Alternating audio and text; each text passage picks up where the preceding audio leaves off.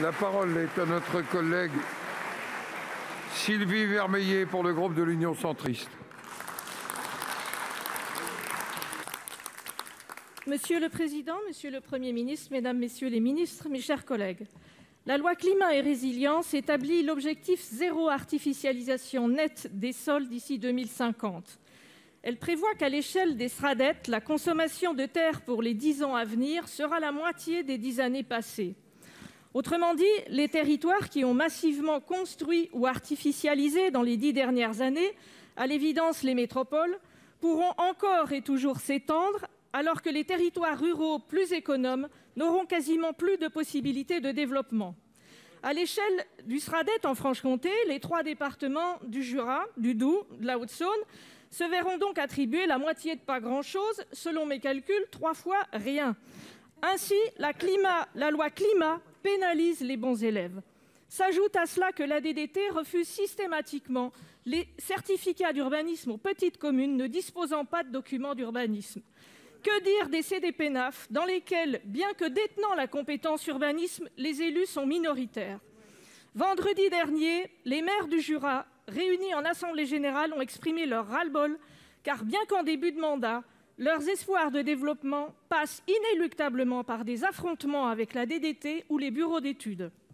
Madame la ministre, est-il juste que les territoires économes en terres agricoles se sacrifient pour ceux qui en ont abusé? Pourquoi pas l'inverse? Une évolution de la loi est-elle possible pour éviter la révolte des maires ruraux? Merci.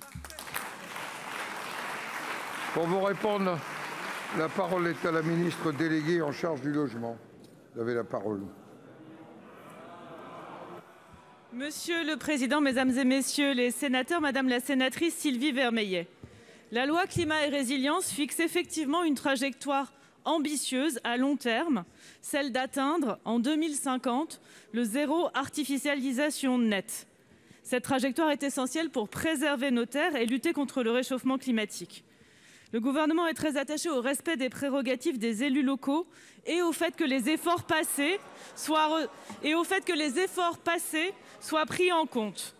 C'est la raison pour laquelle cette lutte contre l'artificialisation des sols va se faire en 2 temps. D'abord, dans les 10 prochaines années, c'est un mécanisme de réduction par 2 qui est prévu, ce qui laisse le temps d'aller vers un objectif plus ambitieux ensuite. Mais surtout, la territorialisation que vous appelez de vos voeux, elle a été discutée et aménagée dans le cadre de l'examen de cette loi dans cet hémicycle. En effet, nous avons inscrit dans la loi la prise en compte des efforts déjà réalisés par les territoires pour que ceux qui ont moins artificialisé puissent mieux se mobiliser pour la suite et ceux qui ont déjà fait des efforts de réduction de consommation d'espaces naturels soient récompensés.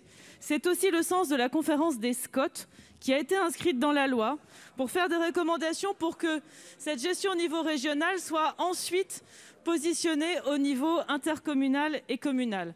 Nous portons donc le même souci que vous de territorialisation de ces objectifs. L'objectif à 50% est un objectif régional. En revanche, en infrarégional, il sera possible de le négocier en fonction des efforts déjà réalisés, des besoins et des trajectoires locales. Madame Vermeillet.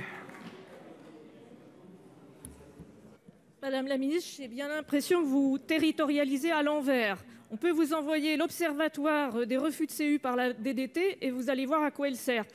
Deuxième point, l'enfrichement progresse. Il n'y a aucune politique d'État pour lutter là contre. Dans le Jura, les 2 tiers de la consommation des terres agricoles, c'est de l'enfrichement, ce n'est pas de l'urbanisme. Dernièrement, à quoi bon faire des plans de relance si on n'a pas de possibilité de développer nos territoires en ruralité? Merci.